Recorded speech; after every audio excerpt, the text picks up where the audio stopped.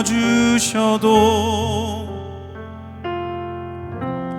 내 마음 한 자락도 지키지 못하는 이 모습 부끄럽습니다. 따스한 곁을 내어주신 주님 앞에 나아갑니다. 표현 못할 긍휼로 나를 붙드시는 주 이름만 바라봅니다. 매일 마주한 슬픔을 견뎌나가며 주 예수의 마음을 닮아 가네. 두려운 걸음마다 주가 동행하리. 주지하며 오늘을 건네. 주의 신실한 소망을 깊이 담으며 주 예수의 풍요를 채워가네. 하나님의 자녀로 명예 지켜가며 깊어진 삶을 주께 드리네.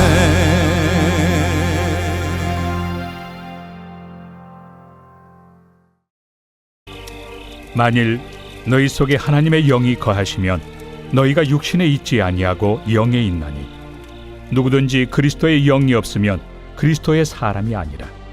또 그리스도께서 너희 안에 계시면 몸은 죄로 말미암아 죽은 것이나 영은 의로 말미암아 살아있는 것이니라. 예수를 죽은 자 가운데서 살리신 이의 영이 너희 안에 거하시면 그리스도 예수를 죽은 자 가운데서 살리시니가 너희 안에 거하시는 그의 영으로 말미암아 너희 죽을 몸도 살리시리라. 그러므로 형제들아, 우리가 빚진 자로 돼 육신에게 져서 육신대로 살 것이 아니니라. 너희가 육신대로 살면 반드시 죽을 것이로되 영으로서 몸의 행실을 죽이면 살리니.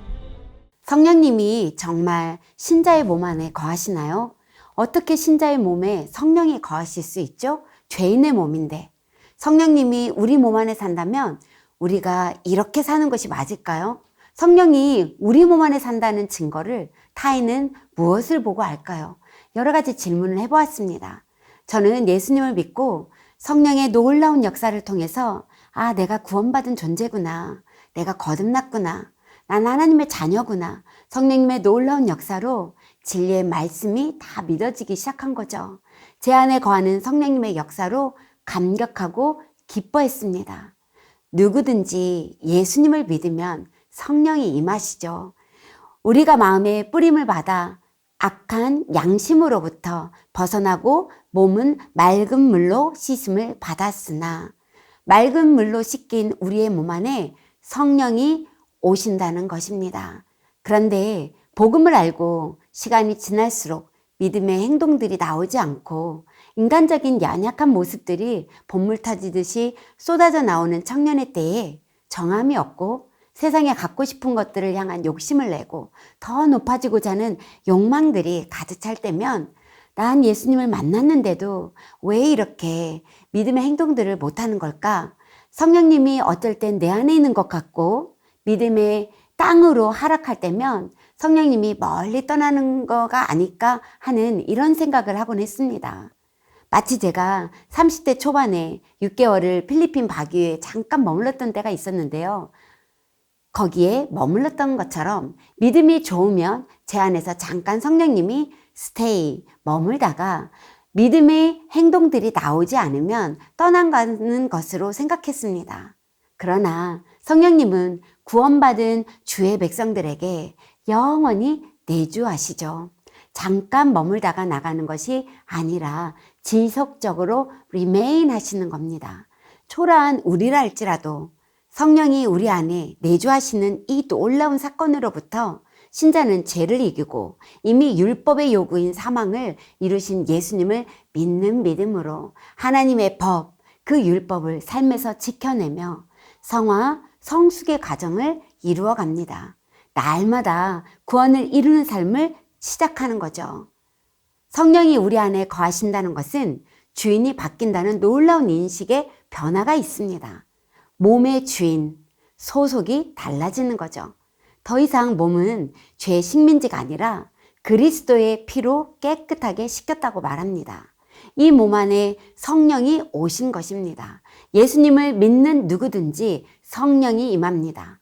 성령의 내주하심으로만 우리는 죄를 이길 수 있습니다. 이것이 복음의 핵심입니다.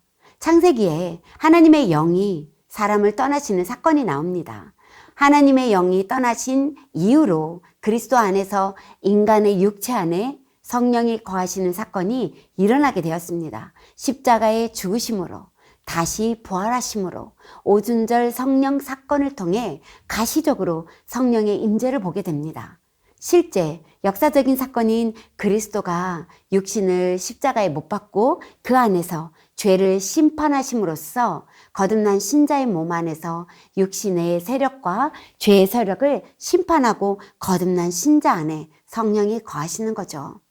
그렇다면 성령이 내주하심으로 무엇을 하실까요? 우리 안에서 무엇을 하실까요? 성령이 내주하셔서 우리의 주인이 되어주시는 것입니다. 만일 너희 속에 하나님의 영이 거하시면 너희가 육신에 있지 아니하고 영에 있나니. 하나님의 영이 너희 속에 거하시면 육신의 지배 아래 있지 않다고 말씀하십니다. 주인이 바뀌는 거죠. 성령님이 주인이 되니 성령님의 지배 아래 살아가는 것입니다. 성령님의 지배 아래 산다는 의미는 누구나 알고 있어요. 그러면 성령의 지배 아래 사는 자들의 표정과 그의 삶의 태도는 어떠할까요? 여유가 있어요. 기쁨이 있어요. 그분의 인도하신다는 신뢰, 믿음이 있습니다.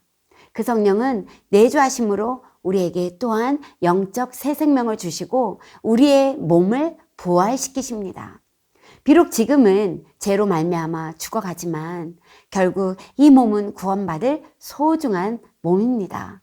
물론 몸은 죄로 말미암아 죽었고 아직 구원받지 못했어요.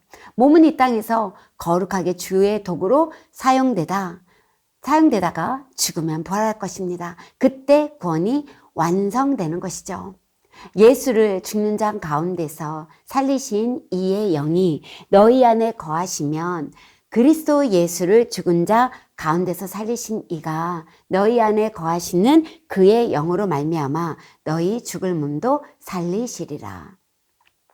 몸을 가지고 사는 우리는 죄와 끝없는 싸움을 합니다. 입을 통해서 죄를 짓기도 하고 육체의 연약함으로 죄를 짓기도 하고 습관을 통해서 죄를 짓기도 합니다. 몸은 아파서 죽어가는데 담배를 끊지 못하기도 해요. 여러 가지 중독과의 싸움, 하나님이 주신 귀한 시간을 습관적으로 죽이는 유튜브와의 싸움 등 끝없이 연약한 육체와 싸움이 일상에서 있습니다. 이길 수도 있는 것도 있지만 참 오랜 시간이 걸리는 것들도 있습니다. 이것을 보면서 에휴 죽어야지. 요게 잘못되었네. 우리는 숱하게 우리의 육체를 하납니다.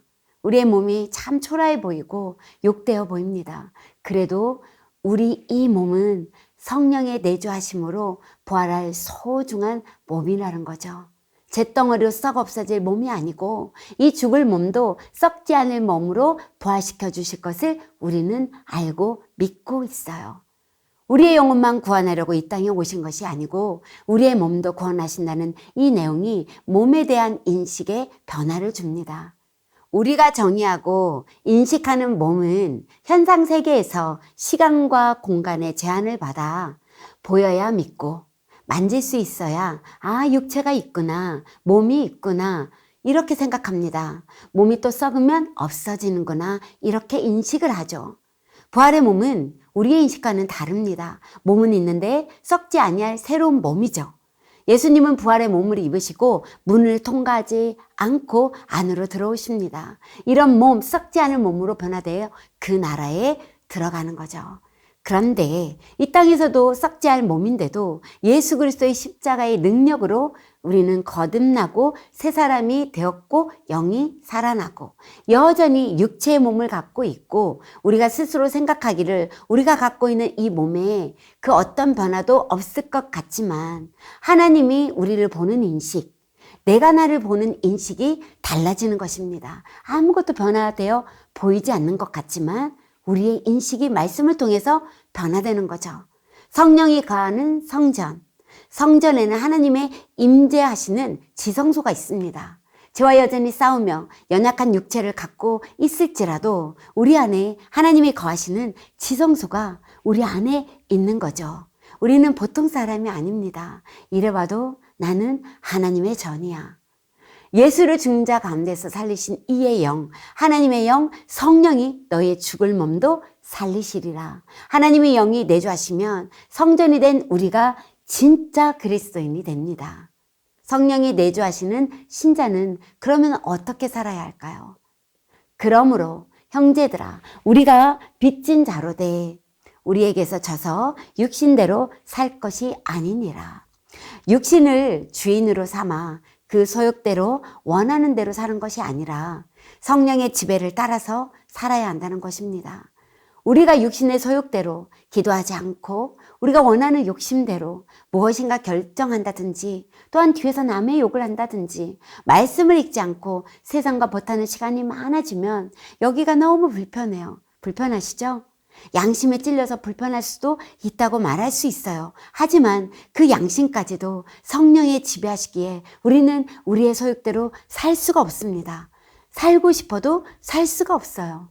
절대로 그렇게 살 수 없는데 스트레스와 큰 고통을 감수하면서까지도 육신의 소욕대로 나는 살겠어. 육신을 주인으로 삼아 그 소욕대로 살아가는 것이 우리의 일상이라면 그는 반드시 죽는다. 즉 구원받지 못한다는 것이 다라고 저자는 기록하고 있습니다. 그러므로 형제들아, 우리가 빚진 자로 돼.